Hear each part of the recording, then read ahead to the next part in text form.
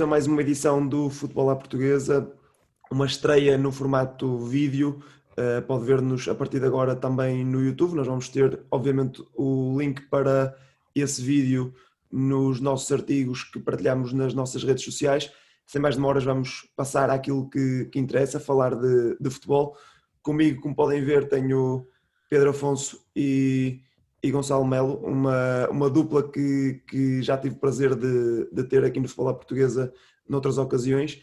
E Pedro, começo por ti. Obviamente vamos analisar a jornada. Nós no episódio anterior, se bem me lembro, tínhamos destacado alguns jogos de onde se sobressaía o derby do Minho, vitória contra o Braga, vitória de Guimarães contra o Sporting Braga. Acabou com a vitória do Braga por 1-0. O jogo foi mais ou menos aquilo que esperavas. É importante salientar que aconteceram 3 expulsões no jogo por uma zanga entre os jogadores que acabou em agressões e 3 jogadores foram expulsos. A minha pergunta era precisamente sobre este jogo, se foi um jogo que esperavas, se achas que se perdeu muito com estas 3 expulsões e se o Braga foi um justo vencedor. Olá, boa noite a todos. É assim, relativamente àquilo que eu espero ou que eu esperava do derby, eu lembro-me daquilo que nós tínhamos falado antes na antecipação deste jogo, e de facto o facto de haver 3 expulsões não me espanta minimamente. Nós tínhamos falado sobre essa possibilidade, e eu creio que é uma coisa que é absolutamente natural quando acontece este tipo de jogos. É provavelmente a rivalidade em Portugal mais bem trabalhada, por assim dizer. E acabamos por ter esse elemento muito complexo de picardia que depois acaba por passar para o jogo. O jogo acaba por ser mesmo sem adeptos, as coisas acabaram por descambar, o que não deixa de ser interessante, que se diz que muitas vezes estas rivalidades vêm só dos adeptos, mas mesmo sem os adeptos a coisa acaba por ficar feia também. Não, é porque se reparares, tanto o Braga como o Guimarães têm na sua estrutura e no seu banco muitas pessoas que foram ligadas ou que estiveram ligadas ao passado de cada uma das equipas, e eu recordo-me sempre que o Guimarães joga, o Flávio Meireles está na linha lateral a mandar bitites para os árbitros. Quer dizer, é a postura de quem quer estar no futebol. Eu não concordo, mas é o que é. Mas falando do jogo em si, era exatamente aquilo que eu estava à espera. Foi um jogo bem dividido, foi um jogo cada vez mais se começa a notar que se calhar a distância entre ambos em termos de qualidade não é assim tão grande. De mencionar que aquilo que eu acho que o João Henriques vem trazer relativamente àquilo que tinha o Tiago, é que nota-se que a equipa joga de forma diferente e coloca jogadores diferentes em campo. Ou seja, o 11 já não é igual, não se abdica de um avançado fixo, como é o caso do Bruno Duarte. É uma estrutura de 4-2-3-1 perfeitamente normal dentro daquilo que são os moldes de 4-2-3-1 tradicional. E no Braga é o estilo de jogo a que sempre nos habituou o Carlos Carvalhal. Por isso o jogo é exatamente aquilo que eu estava à espera, e não fugiu nada à toada, e o Braga ser vencedor também não me parece nada de estranho. Muito bem, Gonçalo. O Pedro diz-nos que não houve uma surpresa em Guimarães. Dos jogos desta jornada, algum deles te surgiu como uma surpresa, quer pela prestação de uma ou outra equipa, quer mesmo pelo resultado final? O que é que achaste destes jogos da jornada 5 da Liga NOS? Boa noite, Rui, boa noite ao Pedro também e a toda a gente que ouve o futebol portuguesa. Acho que é sempre um bocadinho difícil falar em surpresas no campeonato como o nosso, porque acho que sem ser o Benfica e o Porto, que estão num patamar muito superior, e depois ali uma segunda linha onde eu incluo o Braga, o Guimarães e o Rio Ave, talvez. Acho que as equipas do nosso campeonato estão todas muito niveladas, portanto é sempre complicado e sempre difícil falar ou comentar resultados inesperados, mas há equipas que que me tem surpreendido pelo positivo este ano. Fiquei um bocadinho mais satisfeito por ver o jogo que o Boa Vista fez esta jornada. Acho que já foi um bocadinho mais o Boa Vista que todos os adeptos de todas as equipas esperavam no início desta época, com os reforços todos que chegaram, com o Javi Garcia, com o Elis, com o Nuno Santos, com o Angel Gomes. Acho que já foi um Boa Vista um bocadinho mais próximo daquilo que nós esperávamos, apesar de não ter conseguido ganhar, mas não estava a ganhar até os 85, depois acabou por deixar fugir a vitória. Mas acho que foi talvez o resultado que me surpreendeu mais, porque eu acho que surpreendeu toda a gente tivesse a ver o jogo. Poucas seriam as pessoas que esperariam um Boa Vista, a não ser com os 3 pontos naquele jogo. Destacar também pela positiva o Moreirense, que acho que é uma equipa que mais uma vez está soube comportar-se no mercado, sobre trazer os jogadores certos, sobre manter uma estrutura interessante da época passada, apesar de terem saído alguns jogadores, como o Nuno Santos, que acabou por ir para o Boa Vista. Acabou por perder o seu ponta de lança também, que foi para um campeonato um bocadinho mais periférico, mas certamente que lhe paga melhor, mas que continua com um treinador que eu já comentei várias vezes, que já aprecio o trabalho dele desde que ele teve uma passagem não muito longa pelo Desportivo de Chaves, mas que acho que é um dos bons treinadores do nosso campeonato, que é o Ricardo Soares, e é uma das equipas que, na minha opinião, mantém sempre um nível exibicional muito regular, apesar de não ser extraordinário, mas é uma equipa que coloca sempre muitas dificuldades aos seus adversários. Portanto, acho que queria destacar o Moreirense para além do Boa Vista, e destacar também o Benfica, que acabou por vencer com naturalidade o Bolonenses em casa. Destacar a equipa de Jorge Jesus, que parece estar a atravessar um bom momento, e falar também um bocadinho do Futebol Clube Porto, que, vendo o resultado apenas, pode-se pensar que o Porto teve um bocadinho mais dificuldade, mas acho que principalmente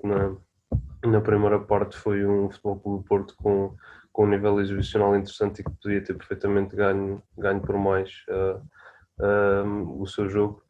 Depois também houve a expulsão do Zaidu e parece que a equipa bloqueia ali um pouco às vezes, mas acho que há que salientar também a boa postura do Futebol Clube Porto, a reagir bem a uma derrota contra o Manchester City, que podia ter pesado um bocadinho, até pela maneira como aconteceu, mas salientar o bom resultado do Porto em casa e também a boa exibição do Benfica, que acabou de vencer há minutos o Belenenses, ou o Belençado. Acho que ninguém sabe muito bem como é que vamos te chamar. Sim, oficialmente acho que temos de chamar Belenenses Chade. Pelo menos ainda veremos se há novidades entretanto nesse assunto. Pedro, o Gonçalo falou no jogo do Benfica, que como ele disse, acabou minutos antes de começarmos a gravar, e do jogo do Porto. O que é certo é que os 4, como temos dito aqui, os 4 candidatos ao título, Benfica, Porto, Sporting e o Braga, ganharam toda esta jornada. É algo que poderemos começar a ver mais vezes, com estas 4 equipas a distanciar-se, ou acreditas, como o Gonçalo referiu, que há apenas uma luta a 2 entre Benfica e Porto, e estas outras equipas um bocadinho mais abaixo a nível de outras como um Rio Ave ou um Vitória? Eu acredito que a partir de agora vai existir uma tendência para o afastamento destes clubes, e acho que é uma corrida a 2. Eu acho que o Sporting, já naquilo que falamos, com o José Nuno na semana passada, eu creio que o Sporting tem um plantel que não lhe permite ambicionar a uma corrida ao título. Sim, uma corrida pelo 3º lugar, pelo 2º lugar, se tudo correr bem, mas não uma corrida ao título. Apesar de que ainda na Liga tem tido resultados bastante interessantes, porque até agora, do que eu estou a ver, só jogaram em casa com o Porto, tiveram uma deslocação a Paços de Ferreira, uma deslocação a Santa Clara e uma deslocação ao Portimonense, o que não deixa de ser um sinal interessante para aquilo que são as aspirações da equipa do Ruben. Ao mesmo tempo, nota-se que há falta de qualidade, e a saída de um jogador tão diferenciado como o Vieto acho que vai colocar um ponto final nas pretensões de chegar um bocado mais à frente. Eu não sou tão rápido a julgar o trabalho que o Ruben Amorim está a fazer, nem o trabalho que o Frederico e o Varandas estão a fazer. Acho que há um contexto, acho que há uma dificuldade associada e acho que as pessoas têm que compreender que há aqui algumas coisas que não são bem explicadas e que que passam no background e que as pessoas não têm necessariamente que saber. É preciso dar tempo, mas não creio que o Sporting está a entrar numa fase de consolidação, ou deve pelo menos fazê-lo, para que nos próximos 2-3 anos possa sim começar a ser um candidato ao título mais seriamente. Relativamente ao Benfica e ao Porto, é assim, é exatamente aquilo que eu esperava, quer dizer, o Benfica ganha 2-0 contra o Belenenses de uma maneira categórica, pode-se dizer que houve um período do jogo que não controlou com tanto afinco, é verdade, mas o golo sempre esteve muito mais próximo do Benfica, rodou a equipa, principalmente do meio campo para a frente, meio campo para trás não rodou nada, rodou a equipa, continuou a ter resultados, é um plantel muito bom, ao contrário do que as pessoas gostam de fazer parecer em termos de limitações e que gostam de tentar justificar os falhanços em determinados jogos ou em determinadas situações com a falta de jogadores de qualidade, mas não é esse o caso. O Benfica tem jogadores de qualidade, Weigl a demonstrar porque é que deve ser titular, não desprezando o trabalho que o Gabriel faz, mas Weigl a demonstrar porque é que deve ser titular. E falando do Porto, eu creio que o Porto tem aqui... Esta jornada não é a vitória que me chama a atenção. O Porto ganhar ao Gil Vicente em casa não é uma coisa que me faça muita pensar que o Porto vai começar a jogar de forma diferente ou quer que seja, não. O que eu acho interessante foi a escolha do 11 que Sérgio Conceição fez. Porque convenhamos que de repente, olhando para o 11, nós temos Fábio Vieira, temos Tony Martínez, temos Evanilson e temos Nakajima, todos no 11. E olhamos para o banco e temos Taremi, temos Marega, temos Filipe Anderson, temos Grujic, temos Sarr, todos no banco. Há aqui uma mensagem que me parece clara que foi tentada passar por Sérgio Conceição depois da derrota com o City e depois da sequência de maus resultados. Não é maus resultados, quer dizer, não ganhavam há 3 jogos, ok, não quer dizer que perdessem os jogos todos, não ganhavam há 3 jogos, nada de mal. Mas acho que há aqui claramente uma mensagem que foi tentada passar por parte do Sérgio Conceição num jogo de dificuldade mais reduzida e que faz algum sentido, apesar de eu achar que olhando para aquilo que é a equipa do Porto, olhando para os valores principalmente que ficaram no banco, faz-me duvidar um bocado se Sérgio Conceição com estes jogadores, não estou a duvidar da qualidade do Sérgio Conceição, atenção, estou a dizer com estes jogadores se está a fazer as escolhas certas em termos de 11, porque jogar com o Fábio Vieira quando se tem Grujic no banco, ou jogar com o Sanusi quando tens o Malang Sarr no banco, ou jogares até com o Tony Martínez quando tens o Taremi, que já está mais entrosado no banco, não sei, parece-me um bocado estranho e acho que há aqui algumas coisas que é preciso também que os esportistas e os adeptos de futebol reflitam acerca daquilo que está a ser o percurso do Porto, porque acho que é um bocadinho estranho. E acho que, para terminar, falando um bocadinho daquele que é o jogo que o Gonçalo falou um bocado tangencialmente, mas acho que é importante mencionar o Famalicão Boa Vista, porque foi um bom jogo de futebol. Um jogo que acaba 2-2 com 2 golos aos 85 e depois aos 90 mais 4 é sempre um jogo de futebol interessante. Acho que mais uma vez indo buscar aquilo que falei também na semana passada quando nós estávamos a conversar sobre este jogo, acho que eram 2 equipas que precisavam de provar muito e acabaram por não provar nada, porque o que provaram é que foram capazes de se anular a si próprios. Neste momento o Vasco Seabra está com uma vida complicada, não é porque a equipa joga mal, mas é porque não há muita paciência, e por outro lado creio que o Famalicão continua à procura do melhor 11 e essa procura tem que começar a ser rápida, ou encontrar esse 11 tem que ser rápido, porque começas a chegar a um ponto em que aquilo que trouxeste de bom da época passada não passa para esta época. Os adeptos têm uma memória muito curta. E bom, e creio que é esse o ponto mais a salientar. Sim, a exigência depois de uma época muito bem conseguida obviamente aumenta e no caso o Famalicão tem de provar que consegue cumprir essas expectativas. Gonçalo, o Pedro falou e tu também já tinhas começado a tocar nisso na luta pelo título e agora o Pedro falou mais uma vez e bem do Boa Vista que está neste momento abaixo da linha d'água e a minha pergunta para ti é precisamente sobre essa linha d'água, sobre as equipas que irão lutar ou que neste momento estão a lutar para se manterem na Liga NOS.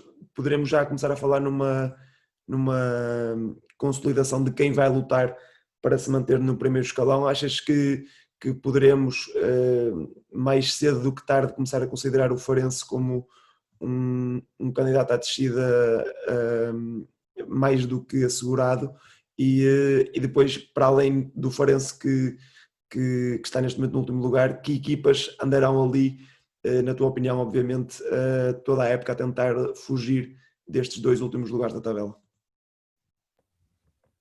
Sim, acho que o Farense é claramente uma das equipas que vai ter muitas dificuldades em permanecer na Primeira Liga. Primeiro porque está passado muitos anos de volta e é sempre um contexto e uma realidade em que as equipas, e sobretudo os jogadores, não estão habituados, porque é um plantel que vem praticamente todo ou vem da segunda liga ou vem de outros campeonatos. Tenho alguns jogadores que têm alguma experiência, como o César, por exemplo, o Alex Pinto, no passado estava no Gil Vicente também. Mas acho que é um plantel bastante limitado e que se acabarem por ficar na primeira divisão vai ser muito meritório, mas vai ser preciso uma grande mudança e um melhoramento muito grande do nível exibicional para eles conseguirem isso. Para além do Farense, vou mencionar aqui duas equipas que se enfrentaram nesta jornada, que foram o Tondela e o Portimonense. Acho que muito dificilmente não vão estar também envolvidas nesta luta. O Tondela, porque na minha opinião tem, a par do Farense, um dos plantéis mais fracos do campeonato, perderam muitos jogadores importantes. O Richard, que foi para o Belenenses, em termos de pontas de lança também, o Rona regressou do empréstimo, regressou ao Rio Ave. Em termos defensivos, a equipa também não me parece muito forte. Perdeu o Mufi, que era o lateral direito, que era um dos melhores jogadores da equipa, perdeu a sua referência, que era o Cláudio Ramos, que foi para o Porto. Perdeu o seu treinador, o Paco Esteban também chegou agora, provavelmente ainda está a palpar terreno e a perceber o que é que tem, com o que é que pode contar. Tem alguns jogadores interessantes, como o Salvador Aga, que é um jogador interessante para a realidade do Tondela. Tem o João Pedro, perdeu o Pepe Lu, que foi para o Guimarães também. Portanto, acho que vai ser uma época difícil para o Tondela, porque tem um plantel curto, com poucas opções, e mesmo alguns titulares não parece que tenham qualidade suficiente para jogar numa equipa que consiga almejar mais do que lutar para não descer. Em relação ao Portimonense, perdeu o seu melhor jogador, que era o Bruno Tabata, que foi para o Sporting, e tem um treinador que, na minha opinião, não justificou ainda em nenhuma das suas passagens por outros clubes. Ele teve no Paços de Ferreira também, no Vitória de Guimarães. Nunca me pareceu ser um treinador que conseguisse colocar as suas equipas a jogar um bom futebol e conseguisse de forma clara chegar aos objetivos a que se propunha no início das épocas, apesar de ter um plantel interessante, na minha opinião. Perdeu o Bruno Tabata, mas voltou o Fabrício. Tem centrais muito interessantes como o Lucas Pocinholo, o Jadson, tem o Denner no meio campo, tem o Pedro Sá, tem um ataque forte. Foi buscar o Wellington, que foi um dos poucos destaques positivos do Aves no ano passado, mas acho que é um Portimonense ainda muito longe do Portimonense que nós vimos quando eles regressaram à primeira divisão, sob o comando do Vítor Oliveira, e que esta jornada perdeu com o Tondela, que ainda, se não estou em erro, ainda não tinha ganho no campeonato até esta jornada. Portanto, acho que vai ser difícil não vermos o Tondela, o Portimonense, envolvido também nesta luta. E depois há sempre aquelas equipas que nós não sabemos muito bem o que é que devemos esperar. O Marítimo começou relativamente bem, agora perdeu esta jornada com o Moreirense. Pode ser também uma equipa a ter algumas dificuldades em manter os resultados positivos. O Nacional, tendo em conta que também vem de um contexto competitivo inferior, não terá um plantel tão rico e tão profundo como terão algumas outras equipas, nomeadamente o Marítimo, até precisamente porque vem da segunda divisão e tinha um plantel formado para essa realidade, e este ano teve de investir mais, mesmo, e trouxe alguns jogadores interessantes que nós já tivemos a oportunidade de abordar aqui noutros podcasts.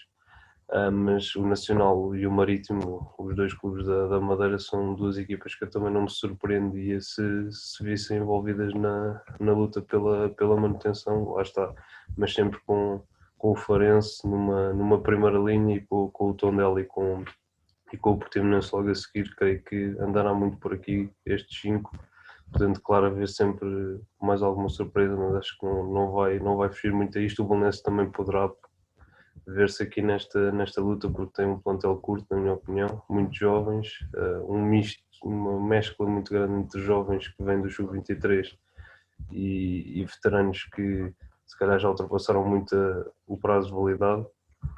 Mas acho que vai ser muito por aqui, vai ser muito por estes 5, 6 clubes que vamos ter as duas equipas que vão descer à segunda liga no próximo ano. Pedro, já abordamos a maioria dos jogos, se não são todas as equipas do nosso campeonato. Para fechar, para além da pergunta do costume que já sabes que faço sempre, a perguntar um jogo de destaque da próxima jornada, dou também a oportunidade para mencionar, se achares que é caso disso, um destaque individual desta quinta jornada da Liga NOS, o jogador que tem enchido as medidas nesta jornada, seja pelos golos ou pela exibição que tenha feito. Eu creio que o jogador que mais se pode mencionar neste momento, tendo em conta a conjuntura de tudo aquilo que tem sido os jogos, foi o Pedro Gonçalves. O Pedro Gonçalves, mais conhecido no mundo de futebol por Pote, fez um excelente jogo ao serviço do Sporting, e é muito importante que isto aconteça, porque o Sporting precisa de individualidades.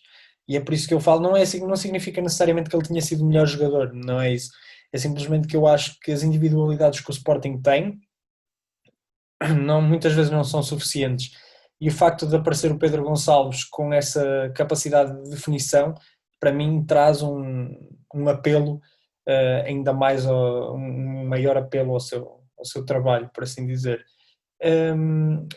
Agora, falando daquilo que eu estou à espera que seja a próxima jornada, em primeiro lugar mencionar que acho que é muito complicado o ritmo que se está a tentar impor no futebol em Portugal, e não só em Portugal, em vários países. Por um lado é bom haver esta necessidade de rotatividade da equipa e uma maior necessidade de gerir os jogadores, ou seja, vamos ver mais jogadores, esperamos nós, mas também vamos ver mais lesões. E isso é uma coisa que me preocupa, e acho que neste momento há duas reflexões que, antes de terminar o podcast, eu gostava de pelo menos lançar para cima da discussão, que é: nós temos de fazer duas reflexões acerca do futebol na atualidade. Por um lado, perceber se a carga de jogos que nós temos, incluindo jogos da seleção, é comportável para um profissional. Por outro, perceber qual é que é a importância do futebol e do fenómeno do futebol dentro do contexto da Covid. A partir do momento em que, e eu não estou aqui a defender nenhuma parte, aliás, eu fui uma das pessoas que mais se opôs ao regresso do campeonato, e que aliás deixei de participar em podcasts um bocado por causa disso, porque não via jogos, não me interessava, porque sentia que era algo perfeitamente descontextualizado daquilo que estava a acontecer. Isto no final da temporada passada. No final da temporada passada, sim. Agora, voltando, a minha questão é: eu não acho que o público deva voltar, tenho essa opinião firme acerca do jogo, mas ao mesmo tempo não compreendo como é que a Fórmula 1 pode ter esses elementos e pode ter 27 mil pessoas, enquanto que nós não podemos ter num estádio 2 mil, 3 mil, 4 mil, 5 mil pessoas. Falando no caso do estádio, por exemplo, do Benfica, tem 64 mil, lugar para 64 mil espectadores. Se tivesse um décimo, seriam 6.400 espectadores que estariam disponíveis. Pronto, e acho que isso é uma reflexão que nós temos que fazer enquanto sociedade e também os clubes têm que ter um papel vital nisso. Para terminar, relativamente à próxima jornada, estou muito ansioso para ver o Benfica Braga, porque acho que vai ser o primeiro grande teste do Benfica,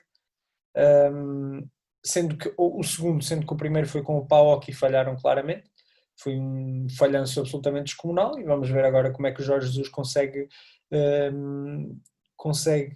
lidar com estas equipas de Carlos Carvalhal, sendo que já sabemos que no final do jogo, independentemente do resultado, mas principalmente se o Braga perder, o Carlos Carvalhal vai criticar toda a gente sem nunca mencionar o que é que de facto aconteceu de mal no jogo, que é uma coisa muito engraçada que ele gosta de fazer. E o outro jogo que eu acho que é necessário seguir é o Guimarães Sporting, por um lado pela afirmação do Guimarães com o João Henriques, por outro lado, pela afirmação do Sporting com o Ruben Amorim, e tentar perceber se contra estas equipas de uma valia um bocadinho maior, o Sporting continua a conseguir dar resposta. Pedro, desculpa só corrigir-te, porque os jogos que mencionaste são apenas da jornada 7 da Liga NOS. Penso eu, estou só aqui a confirmar. Tens razão, tens toda a razão. Exato, sim. Eu reitero, podemos usar isto para a próxima semana, porque Sim, já a fica minha gravado. opinião mantém-se igual. Já fica gravado. Mas falando então da próxima jornada, muito interessante o Braga-Famalicão, é uma rivalidade local, duas equipas que tentam jogar bom futebol. O Boa Vista-Benfica, por causa do Boa Vista, não por causa do Benfica, quero perceber como é que o Boa Vista consegue reagir contra uma equipa de uma valência maior e que também joga futebol, ou seja, não é aquela coisa de jogar contra uma equipa fechada como o Boa Vista tem vindo a ter, e o Marítimo Nacional, que é um derby das ilhas e que não pode deixar de ser falado. Sim, como estava a dizer agora sim com o microfone ligado, Gonçalo, as mesmas perguntas para ti. Um destaque individual desta jornada e um jogo a não perder na próxima jornada, jornada 6 da Liga NOS. Podia destacar aqui vários jogadores. Acho que eu gostei do destaque do Pedro. Ao destacar o Pedro Gonçalves, acho que é um jogador que vem trazer muito ao Sporting e que pode ser muito útil também no futuro próximo à Seleção Nacional, porque é um médio com características muito, muito peculiares. Eu nem sei muito bem como é que se ele é um 8, se ele é um 10, pode também jogar ali como falso extremo. Portanto, acho que fazem falta jogadores destes. Eu, muito honestamente, um médio com estas características só me estou a lembrar do Pizzi, e o Pizzi com esta idade não, de certeza que não estava já ao nível que está o Pedro Gonçalves. Portanto, acho que podemos ter aqui um caso sério no futebol português, e o Sporting vai conseguir certamente um grande encaixe com o Pedro Gonçalves. Mas para ter outro destaque, tenho de falar do Darwin, porque é um jogador que, apesar do que custou e de tudo o que foi dito, é um jogador que, pela sua abnegação, pela sua atitude, pelo compromisso, pela forma como corre, como trabalha para a equipa, acho que só isso podia bastar para justificar algum do dinheiro que o Benfica investiu nele. Acho que todos os avançados deviam ser assim. O Benfica já não tinha um avançado desde que saiu o Jiménez, mas a juntar a isso, eu acho que o Darwin, para a idade que tem, já tem uma maturidade muito, muito interessante. É um jogador que se preocupa em servir os colegas, preocupa-se sempre com o bem-estar da equipa. Se vê algum jogador melhor posicionado, não tem problemas nenhum em dar a bola. E agora, junto às assistências que já vinha fazendo, os golos também. Hoje voltou a fazer uma excelente exibição. Na minha opinião, foi o melhor jogador do Benfica, novamente. Já tinha sido contra o Lech Poznan, portanto o Darwin acaba por ser o meu destaque desta jornada. Em relação aos jogos da próxima jornada, o Pedro abordou quase todos os jogos que realmente me interessam ver. Eu estava a ver se ele não abordava ali o Marítimo Nacional, o derby das Ilhas, para eu falar disso, mas é um jogo que eu gosto sempre de ver, curiosamente. Desde que eu me lembro de ver futebol, gosto sempre de acompanhar os derbys entre o Marítimo e o Nacional. Este ano vai ser um bocadinho diferente, porque pronto, não vai haver público no Estádio dos Barreiros, que é que não vai, só tem havido nos Açores. Mas de facto destacar, como o Pedro destacou, o Boa Vista Benfica, pode ser aqui se calhar o motivo da primeira chicotada psicológica no nosso campeonato. Não ficava nada surpreendido. Já sabemos que em Portugal é muito fácil despedir treinadores. Não me parece que o Vasco Seabra tenha muito mais margem de manobra, apesar de eu achar que o Boa Vista até joga relativamente bem. O Sporting, entretanto, ainda tem um jogo com o Gil Vicente a meio da semana. Como o Ruben Amorim disse, é a Liga dos Campeões. A Liga dos Campeões do Sporting é este jogo contra o Gil Vicente. Mas, sim, curioso também para ver o derby do Minho entre o Famalicão e o Braga. Acho que vai ser um bom jogo. Pode ser aqui também uma boa forma do Famalicão voltar aos bons resultados e voltar às vitórias. E pronto, acho que basicamente é isto. Poderá ser a primeira chicotada psicológica, poderá ser uma jornada perigosa, lá está, para as equipas que lutam para não descer. Acho que é uma boa oportunidade para Tondela, para o Portimonense, até para o Farense, tentarem aqui uma vitória para dar um tónico interessante às suas campanhas. Portanto, vamos ver. Mas resumindo, destaque Darwin Núñez nesta jornada, e o jogo que eu quero muito ver na próxima, sem dúvida, é o Marítimo Nacional. Muito bem, ficam os destaques em comum até dos nossos dois comentadores, e até já um spoiler dos destaques para a próxima jornada feitos pelo Pedro. Muito obrigado aos dois. Ao nosso ouvinte, peço, como vem sendo hábito, que passe no nosso site. Podem ouvir os episódios anteriores do Futebol à Portuguesa e ver os artigos que tanto o Pedro como o Gonçalo vão escrevendo sobre o futebol nacional e não só, para o Fair Play. E nós voltaremos na próxima semana, mais uma vez com este novo suporte de vídeo, para falar da jornada que entretanto se irá jogar, e quem sabe pegar num destes temas que o Pedro lançou e bem para a mesa, para também discutirmos, como temos vindo a fazer, o presente e o futuro do futebol em Portugal. Muito obrigado a todos e até à próxima.